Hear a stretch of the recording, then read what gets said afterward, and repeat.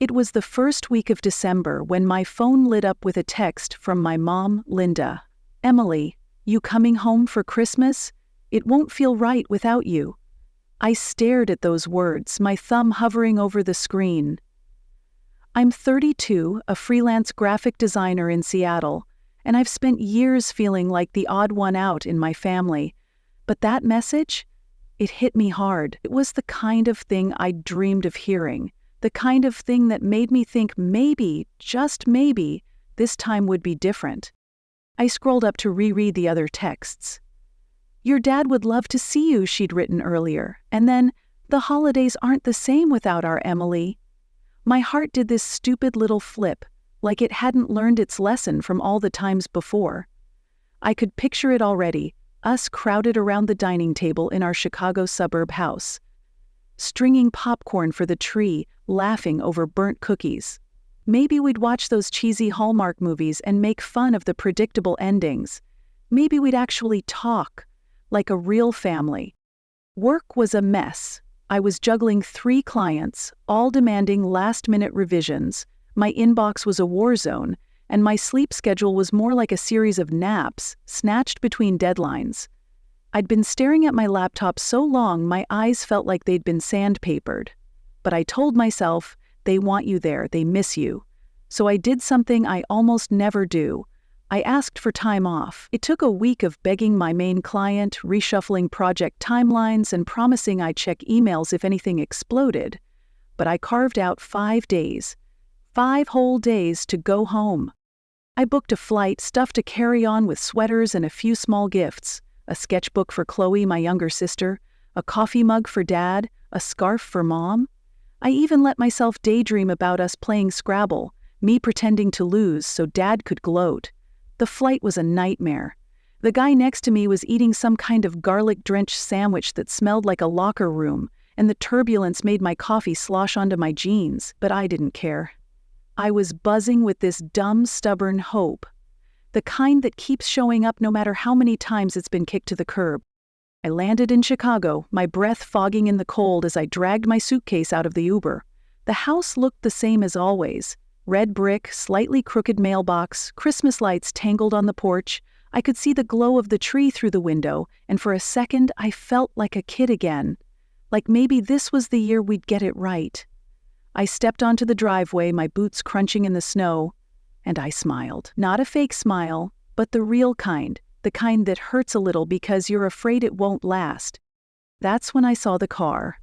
Dad's old SUV, trunk open, suitcases being shoved inside like they were racing against a timer. My stomach did a weird flip, not the good kind. I thought, maybe this is a surprise. Maybe we're all going somewhere together, some big family adventure Mom cooked up. I stood there, suitcase in hand, waiting for someone to yell, "Gotcha!" or pull me into a hug. But then Mom spotted me, her face breaking into a grin that didn't quite reach her eyes. "Emily, you're here," she called like I'd just walked into a party I was late for. Perfect timing. I blinked, my smile still plastered on like it hadn't caught up with my brain yet. Perfect timing for what? Perfect timing for what? I asked, my voice coming out smaller than I meant it to. My suitcase was still in my hand, the handle digging into my palm. Mom waved a hand like she was swatting away a fly. "The trip to Hawaii," she said, as if it was the most obvious thing in the world. "We didn't want to leave Daisy alone. Daisy, the golden retriever I'd bought for Chloe 3 years ago, back when she swore she'd die without a dog. The same dog I'd driven across town to pick up from the shelter, paid for the shots, the crate, the fancy collar, only for Chloe to lose interest once the Instagram photos got old." I stood there, snowflakes catching in my hair, trying to process it. Hawaii? My brain was doing cartwheels, but my face stayed frozen in that dumb smile I'd perfected over the years. Dad slammed the trunk shut and glanced at me. "Just a quick getaway," he said, like he was talking about grabbing coffee. "Work's been hell, we need this." Chloe poked her head out of the passenger seat, her sunglasses perched on her nose even though it was cloudy. "You'll love it here, Em," she said, grinning. "It's so quiet. Perfect for you." Perfect for me. Like I was a houseplant or a Roomba, something designed to thrive in silence. I looked from Mom to Dad to Chloe, waiting for one of them to laugh, to say this was a joke, to invite me along. But Mom was already pulling a folded piece of paper from her purse. "Here's Daisy's schedule," she said, handing it to me like it was a sacred scroll. I glanced at it. 2 pages single-spaced. Feed her at 6 a.m. and 6 p.m., no table scraps. Brush her twice a day. She likes Mozart at bedtime, helps her sleep. Mozart. For a dog. I nodded, my throat tight, like I'd swallowed a golf ball. They hugged me. One of those quick, distracted hugs where you're half sure they're already thinking about something else. Mom smelled like her usual lavender perfume, and for a second I wanted to grab her sleeve and beg her to stay, but I didn't. "Don't let Daisy chew socks," Mom said as she slid into the car. Dad added, "Oh, and there's a package coming Tuesday. Can you grab it?" Then they were gone. The SUV's taillights disappeared down the street, leaving me standing in the driveway with a suitcase, a dog care manifesto, and the sinking feeling I'd been played. I dragged my bag inside, the house smelling like pine and cinnamon from some candle Mom must have lit. Daisy was waiting by the door, her tail wagging slow, like she wasn't sure if I was friend or foe. "Hey girl," I said, kneeling to pet her. Her fur was rougher than I remembered, and she had this look in her eyes, like she knew something I didn't. I shut the door, the click echoing in the quiet, and that's when it hit me. No one had asked how my flight was. No one asked if I was hungry or tired or okay. They didn't even pretend to care that I'd flown 2,000 miles to be here. I dropped onto the couch, Daisy padding over to sit at my feet. The Christmas tree blinked in the corner, all sparkly and fake like it was mocking me. I'd spent weeks imagining this, us laughing, talking, maybe even fighting over who got the last slice of pie. Instead, I was babysitting a dog I hadn't seen in years in a house I paid for, while my family jetted off to sip Mai Tais on a beach. I looked at Daisy's schedule again, my eyes catching on the line. "Tell her she's a good girl when you tuck her in." I laughed, but it came out more like a choke. A good girl. Funny how they had all these rules for Daisy, but for me, just handle it, Emily. I stood up, my legs shaky, and went to the kitchen to find Daisy's food. The bag was half empty, shoved under the counter like an afterthought. Her water bowl was bone dry, and there was a faint smell, like someone hadn't bothered to clean it in days. I filled it up, watching the water swirl, and something in me twisted. I'd come home thinking this was my chance to feel like I belonged, but all I felt was invisible. Daisy nudged my leg, her nose cold against my jeans, and I looked down at her. "Guess it's just you and me, huh?" I said. She tilted her head like she was saying, "Yeah, and we're both getting screwed." I sat back on the couch, the paper schedule crumpled in my hand. The house was too quiet, the kind of quiet that makes you hear your own heartbeat. I kept waiting for my phone to buzz, for Mom to text, "We're turning around," or Chloe to say, "Kidding, come with us." But it didn't. The tree lights flickered and I stared at them, willing them to spell out some kind of apology. They didn't. I pulled my knees to my chest, Daisy curling up beside me, and I wondered how I'd let myself believe this year would be any different. I woke up the next morning on the couch, my neck stiff and Daisy's head heavy on my lap. The house was freezing, the kind of cold that creeps into your bones and makes you miss Seattle's drizzle. I looked at Daisy, her fur a tangled mess, and realized I hadn't even fed her last night. Guilt hit me like a truck. "Sorry, girl," I mumbled, stumbling to the kitchen.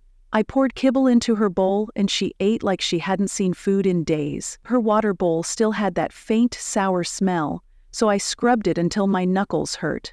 As I rinsed the sponge, I noticed the sink was full, plates crusted with spaghetti sauce, a mug with coffee stains like tree rings. They hadn't even cleaned up before they left. I brushed Daisy's fur, following Mom's ridiculous schedule, though I skipped the part about whispering, "Good girl," like she was a toddler. Her coat was matted in patches and her nails clicked too long on the hardwood. She looked thinner than the last time I'd seen her, back when Chloe still posted her on Instagram with heart eye emojis. I sat back on my heels, Daisy's eyes locked on mine, and something twisted in my chest. She wasn't just neglected, she was forgotten, just like me. I wandered the house, Daisy trailing behind like she was afraid I'd vanish too. The living room was a shrine to Christmas. Tinsel, stockings, a wreath that screamed happy family. But it felt like a stage set, all props and no heart. I'd paid for this place. 5 years ago, when Dad lost his job and Mom said they were in a pinch, I took out a loan to cover the mortgage. Told myself it was temporary, just until they got back on their feet, but temporary turned into me sending checks every month. New roof, busted water heater, Chloe's car repairs. I never said no. How could I? They were family. I sank onto the recliner, the one Dad always claimed, and stared at the tree. The ornaments were the same ones from when I was a kid. Glittery balls, a lopsided star I'd made in 3rd grade. I'd thought coming home would feel like stepping into a memory, but it just felt like stepping into a lie. I'd flown across the country because I wanted to believe they saw me.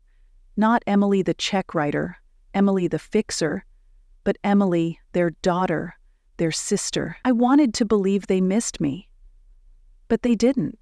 They missed my reliability, my stupid willingness to show up and take care of things while they lived their lives. Daisy climbed onto the couch, her weight pressing against my thigh. She let out a soft huff like she was saying, "I get it." I scratched behind her ears and she leaned into my hand, her fur smelling like dust and old blankets. I kept thinking about all the times I'd told myself it wasn't personal. They're busy, I'd say. They're stressed. If I just worked harder, made myself more useful, they'd notice me, they'd want me around, not just my bank account. But sitting there, with Daisy's quiet breathing filling the room, I couldn't lie to myself anymore. I wasn't their daughter or their sister. I was their safety net, their plan B, their free pet sitter who showed up right on cue. I pulled out my phone, half hoping for a text, an apology, anything. Nothing, just a notification from my client about a logo tweak they needed by Monday. I tossed the phone aside and looked at Daisy. "You ever feel like you're waiting for something that's never gonna happen?" I asked. She tilted her head, her eyes big and sad, and I swear she understood.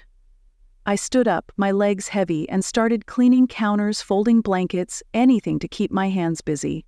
The house smelled like cinnamon from some plug-in air freshener, but it couldn't cover the staleness, the feeling that this place hadn't been loved in a while. I found a pile of mail on the counter. Bills, catalogs, a thank you card from Chloe's friend's wedding. I'd paid for her dress, her plane ticket, even chipped in for the gift. She'd texted me a quick, "Thanks," and nothing else. I flipped through the stack, my fingers pausing on an envelope with my name on it. For a second I thought maybe it was something sweet, a note, a card. But it was just a forwarded utility bill, marked, "Urgent," in Mom's handwriting. I laughed, a sharp, bitter sound that startled Daisy. Of course. Even when I wasn't here, I was still paying for their life. I sat back down, Daisy curling up beside me. The tree lights kept blinking, steady and relentless, like they were waiting for me to figure it out. And I think I did. I'd spent my whole life trying to be enough. Enough for Mom to brag about, enough for Dad to notice, enough for Chloe to care. But no matter how much I gave, it was never about me. It was about what I could do for them. I looked at Daisy, her paw twitching in her sleep, and I felt this ache. Not just for me, but for her. We were both stuck in this house, waiting for people who'd already checked out. I didn't cry. I wanted to, but the tears wouldn't come. Instead, I felt something else. A quiet, stubborn thing that wasn't quite anger, but wasn't sadness either. I picked up Daisy's leash, clipped it on, and opened the door. The snow was still falling, soft and silent. "Come on," I said, my voice steadier than I felt. "Let's get you some air." She wagged her tail, just a little, and we stepped outside. The cold stung my cheeks, but it felt good. It felt real. For the first time since I'd gotten here, I wasn't pretending everything was okay. I walked Daisy through the neighborhood, snow crunching under my boots, her leash loose in my hand.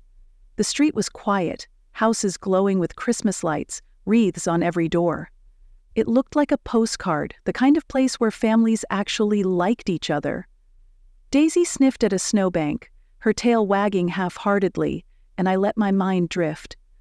I kept thinking about why I'd come back, why I'd let myself hope this time would be different. It wasn't just the texts from Mom.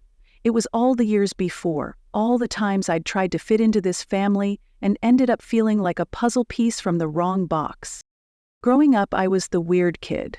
Not weird in a cute, quirky way, more like the kid who'd rather draw floor plans in her notebook than play tag. I'd spend hours sketching imaginary houses, every room perfect, every window letting in just the right light. Mom would laugh, not meanly, but like she didn't get it. "Why don't you draw something normal, Emily, like flowers?" Chloe was the opposite. Loud, sparkly, always the center of attention. She'd twirl through the living room in her ballet skirt and Mom would clap like she'd just won an Oscar. Me? I'd get a pat on the head if I aced a math test, but it always came with a, "Don't let it go to your head." I remember my 10th birthday so clearly it hurts. I'd begged for a party, a real one with streamers and cake.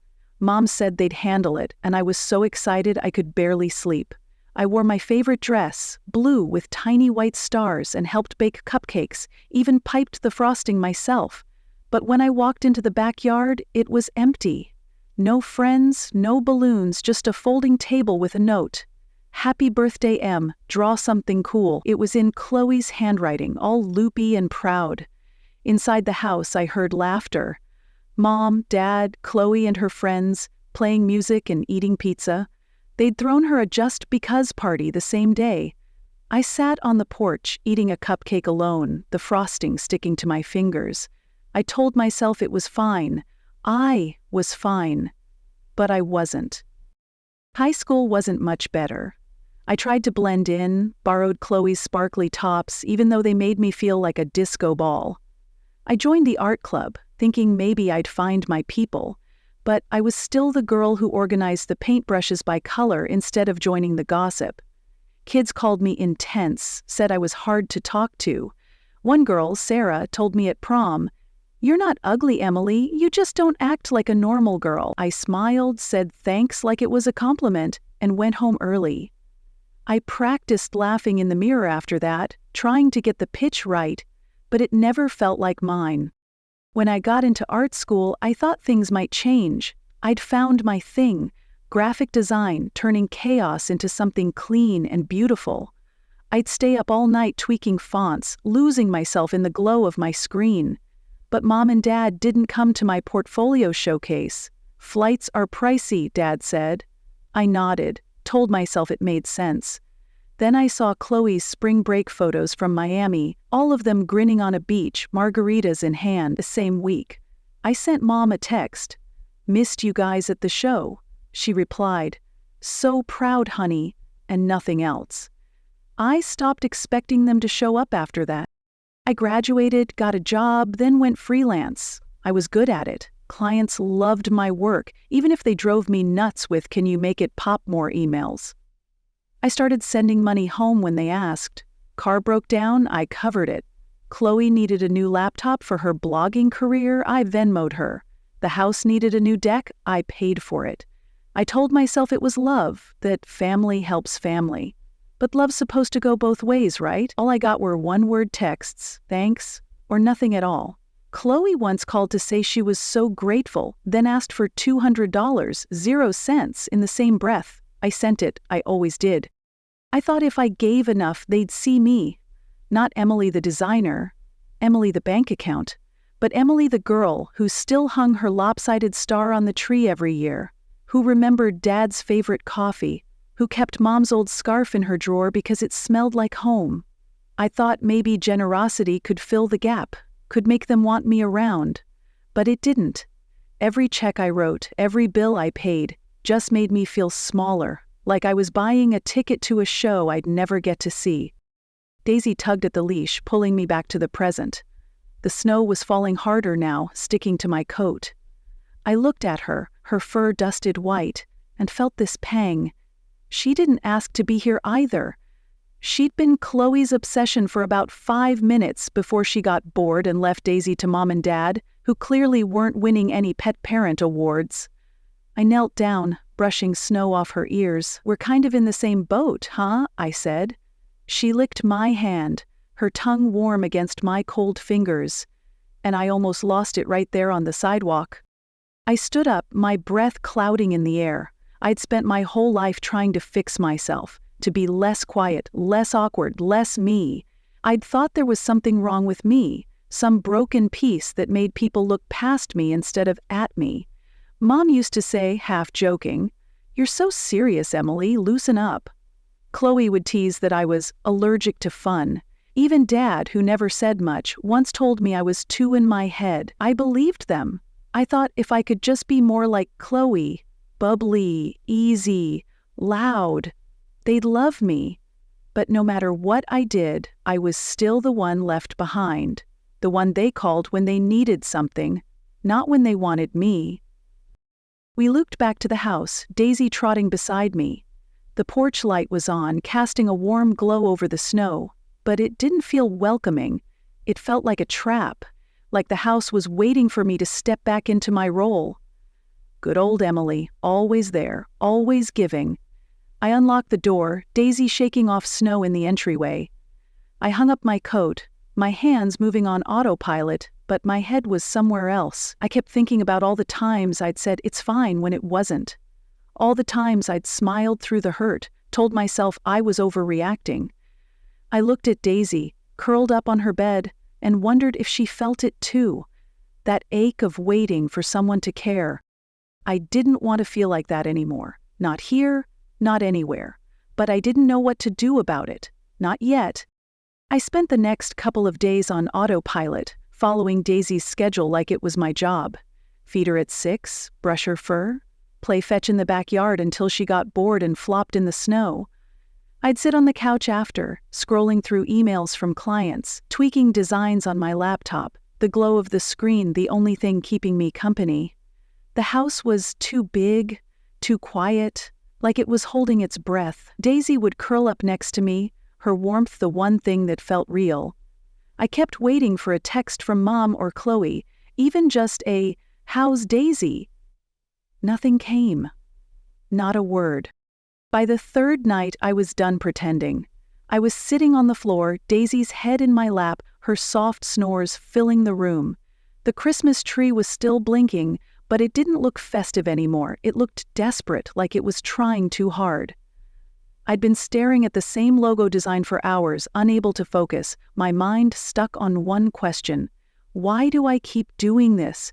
Why do I keep showing up, giving everything, when they don't even see me? I had flown across the country because I thought they wanted me here, but they didn't. They wanted a pet sitter, a house sitter, a problem solver. They wanted the Emily who says yes and never asks for anything back. I grabbed my phone, opened the family group chat. The last message was from Chloe, a week before I'd flown out. "Em, can you send $50, 0 cents for gas? I'll pay you back." She never did. I scrolled up, past months of my replies. "Sure, no problem, sent," and their one-word responses if they bothered to respond at all. I felt this heat in my chest, not quite anger, but close. It was exhaustion, the kind that comes from carrying something heavy for too long. I'd spent my whole life trying to be enough for them, and I was tired of waiting for a seat at a table they'd never set for me. I opened my laptop, not sure what I was looking for. My fingers typed before my brain caught up. What to do if family lives in your house rent-free? The search results spilled across the screen. Legal advice, Reddit threads, articles about boundaries. I clicked one, then another, my eyes scanning words like property rights and eviction process. It sounds cold, I know, but it wasn't about revenge. It was about truth. I'd bought this house. My name was on the deed, the mortgage, every bill. I'd paid for it while they lived here, acting like it was theirs, like I was just the bankroll who happened to share their last name. I read until my eyes burned, Daisy's weight grounding me. One article stuck out. "You can't force people to value you, but you can protect what's yours." I closed the laptop, my hands shaking a little. I looked around the room. The couch I'd paid to reupholster, the fridge I'd replaced, the roof I'd fixed. This wasn't their house. It was mine. And Daisy? She wasn't their dog either. I'd bought her, loved her, even when Chloe moved on to her next shiny thing. I scratched Daisy's ears, her tail thumping softly. "We're not invisible, are we?" I whispered. She licked my wrist, like she was signing a pact. The next morning I called a lawyer, not some big-shot TV attorney, just a guy from a local firm who sounded like he'd seen this kind of thing before. I told him everything. How I'd bought the house, paid for everything, how they'd left me here like a live-in maid. He was calm, matter of fact. "You're the legal owner," he said. "You have every right to secure your property." Secure my property.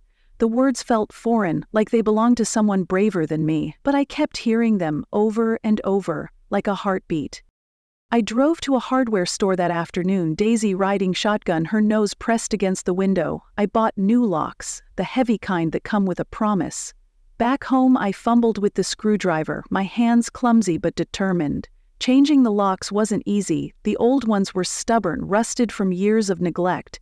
Daisy watched me, her head tilted like she was cheering me on. When the last screw was in, I turned the key, the click loud in the empty house. It wasn't anger driving me, not really. It was clarity. For the first time in forever, I wasn't waiting for them to decide I mattered. I was deciding it for myself.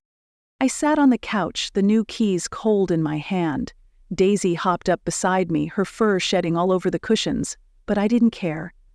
I felt different, not powerful, not yet, but steady, like I'd finally stepped off a treadmill I'd been running on for years. I thought about calling Mom, telling her what I'd done, but I didn't. They'd find out soon enough. I opened my laptop again, not to work, but to search for something else. How to set boundaries with family. The results were overwhelming. Books, podcasts, blog posts. I bookmarked a few, my chest tight with something that felt like fear and hope mashed together. I didn't sleep much that night. Daisy sprawled across the bed, taking up way more space than a dog her size should. I kept thinking about what came next. They'd be back in a few days, expecting the house to be theirs, expecting me to be the same old Emily, quiet, helpful, invisible. But I wasn't that Emily anymore. I didn't know who I was becoming, not exactly, but I knew one thing. I was done waiting for them to love me. I looked at Daisy, her chest rising and falling, and I felt this quiet promise settle in me. Whatever happened next, I wasn't going to let them walk all over me again. Not this time. Sunday night came faster than I expected. I was in the kitchen rinsing Daisy's bowl when I heard the crunch of tires on the driveway. My stomach lurched, like I'd just missed a step on a staircase. Daisy shot up from her bed, her bark sharp and nervous, her ears twitching toward the door. I dried my hands, my heart hammering so loud I could feel it in my throat.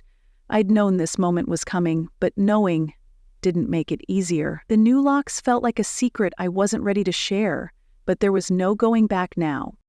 Car doors slammed, voices spilling into the night. Mom's laugh, Chloe's chatter, Dad's low grumble about the cold. I stood in the hallway, frozen, like my feet had grown roots. The doorknob rattled, then rattled again, harder. What the hell? Chloe's voice, sharp and annoyed.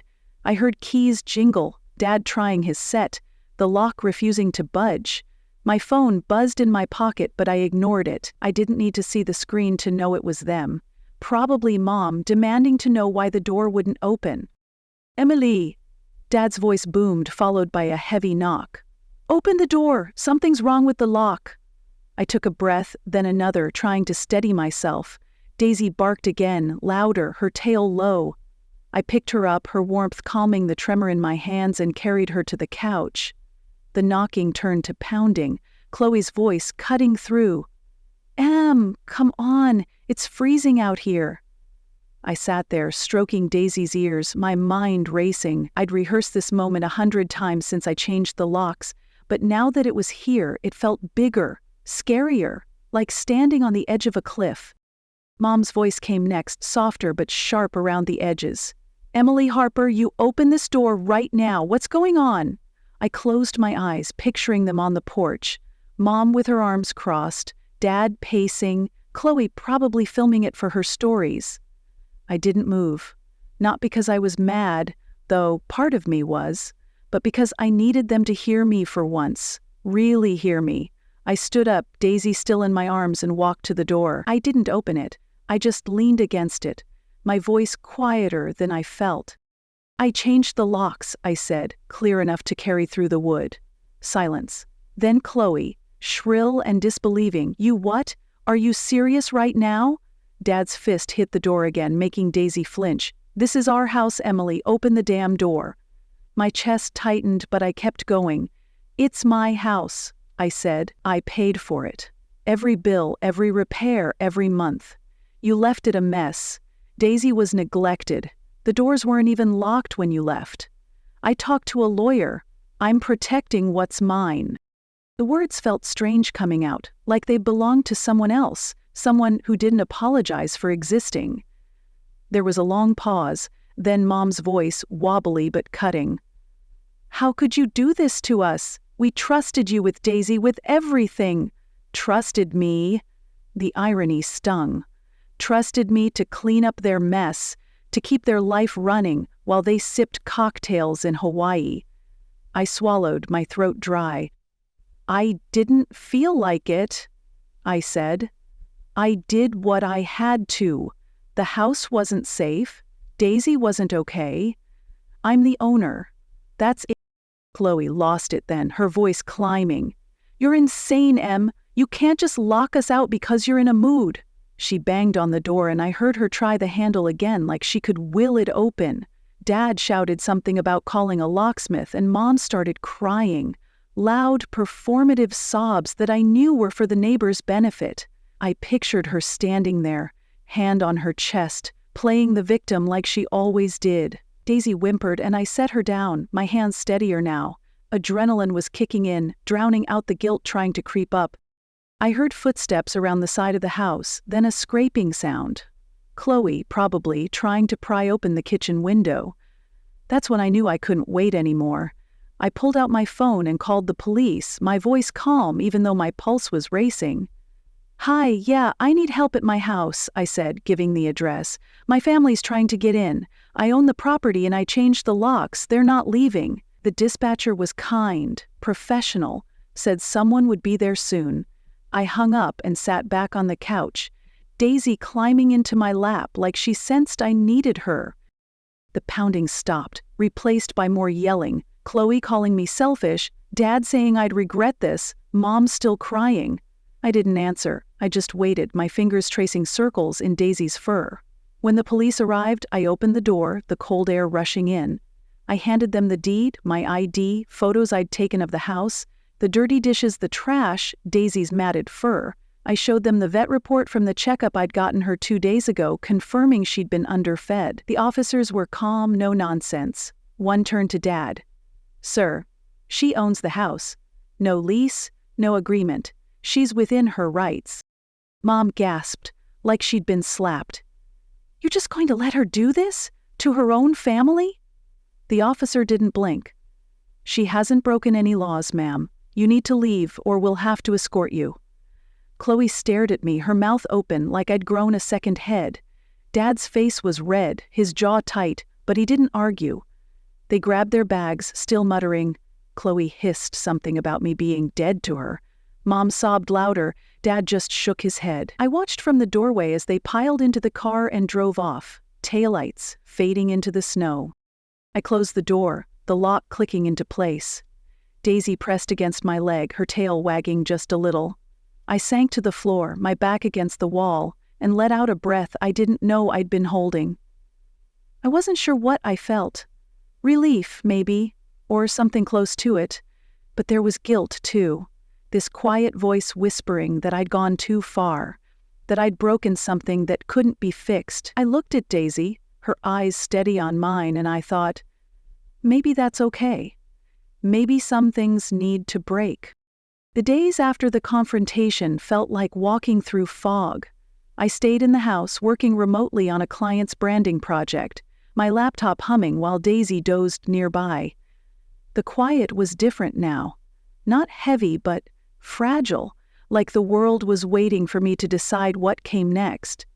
I kept the new locks, checked them twice a day, but part of me still braced for Mom or Chloe to show up, banging on the door, demanding I fix this. They didn't. My phone stayed silent, no texts, no calls, just the occasional email from work. I told myself it was fine, that I'd done what I had to, but there was this ache, like a bruise I couldn't stop pressing. Then, a week later, I got an email that changed everything. It was from Susan Miller, Mom's old friend from book club, someone I hadn't spoken to in years. The subject line was blank, which made my stomach twist before I even opened it. "Emily," she wrote, "I hope you're okay. I heard about what happened with your family and I can't stay quiet. You deserve to know the truth." I stared at the screen, my coffee going cold in my hand. Truth? What truth? I kept reading, each word hitting like a punch. Susan said she'd run into Mom at a coffee shop a month ago, before the holidays. Mom was bragging about their Hawaii trip, saying it was a much-needed break. Susan asked if I was joining them, and Mom laughed and said, "Oh, Emily's too busy with her art stuff. She's happier on her own." That stung, but it wasn't the worst part. Susan wrote that Mom let slip something else. They weren't struggling financially like they'd always told me. They'd been funneling the money I sent, for the house, the car, Chloe's emergencies, into a condo in Florida, a vacation home they'd bought 2 years ago, one I'd never been told about, let alone invited to. I sat back, my breath shallow, rereading the email to make sure I hadn't misunderstood. A condo? All those times Mom called, voice shaky, saying they were one bill away from losing everything? All those times Chloe texted, "Em, I swear I'll pay you back?" Lies. Every single one. I opened my banking app, scrolling through years of transfers. $2,000, 0 cents for Dad's tires. $1, 20 cents for Chloe's rent. Thousands of dollars. My savings drained, while they were building their little beach getaway. I felt like I'd been slapped awake, the room spinning around me. But there was more. Susan said Chloe knew about it too. She'd spent last summer at the condo, posting selfies by the pool while I was in Seattle, working overtime to cover their urgent water bill. I pulled up Chloe's Instagram, my hands shaking. Sure enough, there she was. June last year, grinning in a bikini, captioned "Paradise Vibes." I'd liked the post, even commented, "Looks fun," like an idiot. I hadn't known it was my money paying for her tan. I closed the app, my throat so tight it hurt to swallow. I paced the living room, Daisy watching me from her bed, her ears perked like she sensed the storm in my head. It wasn't just that they'd lied, it was how deliberate it was. They'd sat around that condo planning their lives, knowing I'd keep sending checks because I always did. They'd counted on me being too naive, too desperate for their approval to ask questions. Mom's teary voicemails, Dad's gruff, "We're family," lectures, Chloe's fake gratitude. It was all a script, and I'd played my part perfectly. I sank onto the couch, Daisy climbing into my lap, her nose nudging my chin. I wanted to cry, to scream, to call them and demand answers, but I didn't. I just sat there, letting it sink in. They hadn't just used me, they'd manipulated me, banking on my need to belong. I thought back to every time I'd felt guilty for saying no, every time I'd told myself I was selfish for wanting more. I'd thought I was helping my family stay afloat, but I was funding their dream life, one they didn't even bother to share with me. I opened Susan's email again, my eyes catching her last line. "You're a good person, Emily. Don't let them make you doubt that." I didn't know if I believed her, not yet, but it lit something in me. A spark, small but stubborn. I forwarded the email to my lawyer, the one I'd called about the locks. I didn't know what I'd do with it, sue them, confront them, or just let it sit. But I knew I wasn't going to pretend it didn't happen. I wasn't going to smile and nod and clean up their mess anymore. Daisy let out a soft whine, her paw pressing against my leg. I looked down at her, her eyes steady, like she was saying, "You're not alone." I scratched her head, my fingers sinking into her fur. "We're done being their doormat, right?" I said, my voice cracking just a little. She tilted her head, and I swear she nodded. I stood up, the house still quiet but not suffocating anymore. It felt like mine. Maybe for the first time, I didn't know what came next. Not exactly, but I knew one thing. I wasn't going back to being the Emily who said yes to everything. That Emily was gone. The weeks after Susan's email were a blur, like I was moving through water, slow, heavy, but somehow still going. I packed up my stuff, booked a flight back to Seattle, and took Daisy with me. The house in Chicago felt like a stranger's now, all its warmth drained away with that one email. I didn't cry, though I thought I might.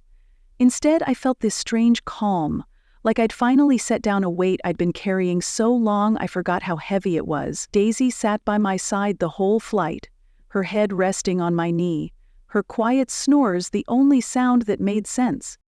Back in Seattle, I found a new apartment. A one-bedroom with a big window overlooking a park, the kind of place I'd always wanted but never thought I could afford.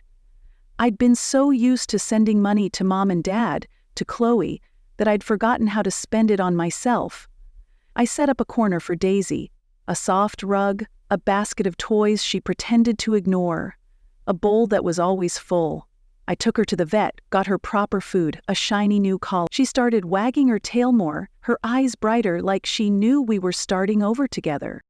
I started seeing a therapist too, not because I thought I was broken, but because I wanted to understand why I'd let myself disappear for so long. Her name was Karen, and she had this way of asking questions that made me feel seen without being judged. I told her about the house, the money, the condo in Florida. I told her how I'd spent years thinking I wasn't enough. Too quiet, too serious, too me. She listened, nodding, and said something I still think about. "You didn't lose your family, Emily. You lost people who didn't know how to love you right. That's not the same thing." I wasn't sure I believed her at first, but I wanted to. I rented out the Chicago house. A nice couple moved in, teachers, no drama, and I raised the rent just enough to start saving again. For the first time in years, I had a bank account that wasn't a revolving door for other people's problems. I bought a plant, a little fern, and set it by the window. It's still alive, which feels like a small miracle. Daisy likes to sniff it, then look at me like I've betrayed her by bringing in competition. I met Ethan a few months later, at a book launch I'd been dragged to by a client. I was hiding by the snack table, picking at cheese cubes, when he showed up, looking as uncomfortable as I felt. We got to talking, mostly about how much we hated small talk, and it was easy, like slipping into a favorite sweater. He's an editor, loves books the way I love designs, and when I told him I spent my free time tweaking layouts for fun, he didn't blink. "That's cool," he said, and meant it. I told him about my family one night, over takeout in my apartment, Daisy sprawled between us. I braced for him to change the subject, but he just listened, his eyes steady. "Sounds like they missed out on someone pretty incredible," he said, and I felt my face get warm, not from embarrassment, but from something softer. Ethan's not perfect. He leaves dishes in the sink, and he's weirdly obsessed with true crime podcasts. But he's kind. He doesn't talk over me or act like my quiet moments are a flaw. Last week we were walking Daisy in the park, and I made some dumb joke about being as exciting as a blank canvas. He stopped, looked at me, and said, "You're not blank, Emily. You're a whole damn mural. Colorful, complicated, and worth stopping for." I didn't know what to say, so I just squeezed his hand, Daisy tugging us forward like she was in charge. I still think about my family sometimes. Mom sent a few emails after they left, angry ones, then sad ones, saying I'd torn us apart.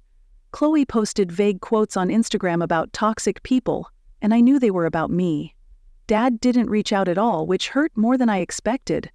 I don't reply, don't check their profiles anymore. Karen says healing isn't about forgetting, it's about choosing yourself, even when it feels selfish. I'm learning to do that, one day at a time. I look at Daisy now, stretched out by the window, her fur catching the sunlight, and I feel this quiet strength. I used to think I had to fix myself to be loved, to be loud or shiny or whatever they wanted, but I don't. I'm enough.